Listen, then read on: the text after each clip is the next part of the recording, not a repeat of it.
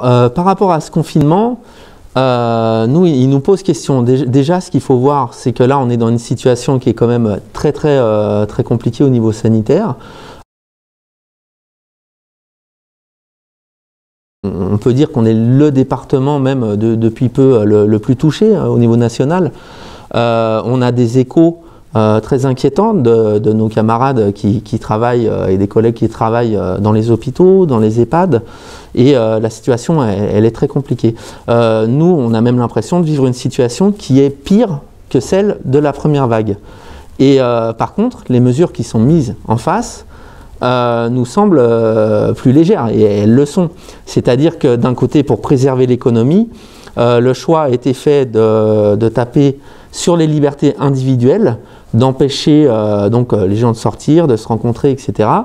Mais à côté, on laisse, et on le remarque quand on se déplace dans la rue, on voit qu'il y a toujours beaucoup de monde qui sort parce que les gens vont travailler. Donc nous, il y a quelque chose qui nous paraît paradoxal d'avoir une situation qui est quand même plus critique et à côté des choses qui sont mises en place qui sont plus légères. On a l'impression que Macron suit les prescriptions du MEDEF parce que si on regarde bien, c'est vraiment, il y a un sujet tabou, c'est-à-dire en gros on laisse l'activité économique, les profits se faire.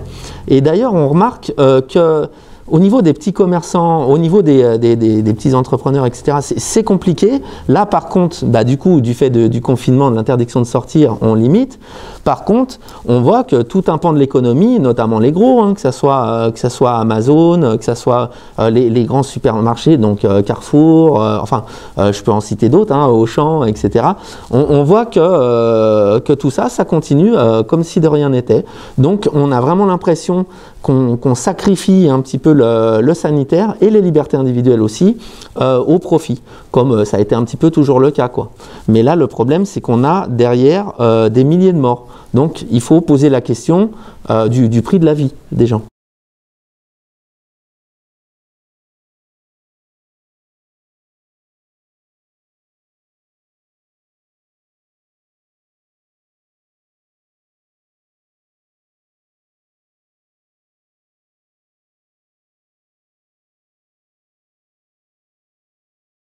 On ne peut pas dire que le gouvernement soit absent au niveau économique. Il y a des milliards et des milliards d'aides qui tombent. Nous, on le voit bien tous les jours. Le problème, c'est où ils terminent. Nous, ça ne nous pose pas de souci que l'État vienne en soutien sur des entreprises en difficulté. Ça pose quand même une question qui est celle... Quand il n'y a pas de difficulté, le profit, là, par contre, il va directement aux actionnaires. Donc, il n'y a rien, pas grand-chose qui va vers l'État. On voit qu'il n'y a plus beaucoup de cotisations sociales, etc. Donc, quand ça va bien, en gros, les profits, on les prend. Et puis, quand ça va mal, voilà, on demande au pouvoir public d'intervenir. C'est l'État qui paye. Bon, pourquoi pas, si c'est pour aider dans des entreprises qui sont en difficulté.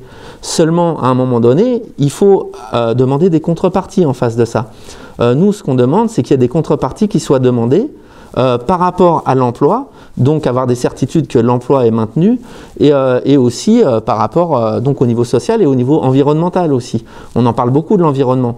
Là, à un moment où l'État il a un moyen de pression, parce que ces entreprises ont besoin de lui, c'est à ce moment-là qu'il faut imposer des choses pour un vrai changement de société. Et c'est vrai que là, la situation, ça pourrait être le rêve de certains, je dirais. C'est-à-dire qu'on se retrouve finalement avec des gens qui ne sont réduits qu'à une chose, c'est leur fonction de production. Donc, ils produisent, donc ça permet d'accumuler des profits. Mais par contre, tout le reste, on l'interdit. Alors, on ne peut plus lire des livres, on ne peut plus se rencontrer, on ne peut plus discuter. On voit que même pour manifester, bon... on voit qu'il y a quand même, bon, on ne peut pas nous interdire totalement, mais on voit quand même qu'il y a des camarades qui se sont pris des amendes en allant manifester. Voilà, donc on voit vraiment qu'on contraint les libertés, effectivement, et qu'à côté, non, les profits, là-dessus, il n'y a pas de souci. Alors nous, à la CGT, on tient vraiment à alerter sur la situation. sanitaire, mais aussi la situation sociale. Aujourd'hui, on a vraiment des dizaines de milliers de personnes qui sont jetées dans une précarité absolue. On voit que la situation a généré 1 million de pauvres supplémentaires. Et pour revenir vraiment sur notre département, on a une population qui est très impactée, c'est la population notamment des saisonniers. Ou alors, même au-delà des saisonniers, des précaires. C'est ceux qui ont subi dans les entreprises, les premiers qui ont subi la crise, c'est les intérimaires, c'est les CDD. Et là, vu la situation qu'on anticipe pour cet hiver, qui va être très très compliqué, on s'inquiète énormément pour les saisonniers du tourisme. Alors les saisonniers du tourisme, notamment dans l'hôtellerie-restauration, j'avais ce matin au téléphone des saisonniers très inquiets qui travaillent dans le transport interurbain, où là il n'y a aucune reconductibilité, et en fait ils s'aperçoivent qu'ils n'ont pas de contrat, ils n'ont rien du tout.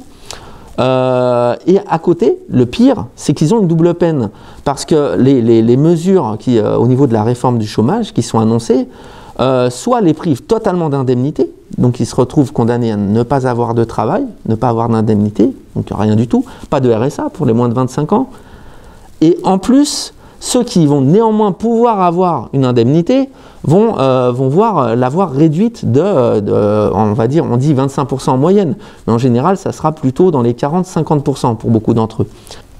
Pierre Scholl, on a bien compris ce que la CGT, l'analyse de la CGT, mais là aujourd'hui, justement dans cette situation difficile que l'on vit là, en Savoie particulièrement, qu'est-ce que vous demandez vous ? Alors nous, vu la situation actuelle, on estime quand même qu'on est dans une situation critique et qu'à un moment donné, qu'il nécessite une réponse d'ampleur.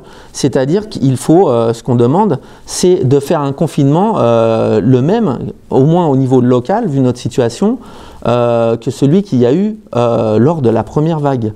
On voit que là, dans cette période, les choses sont moins acceptées par les citoyens que la première fois.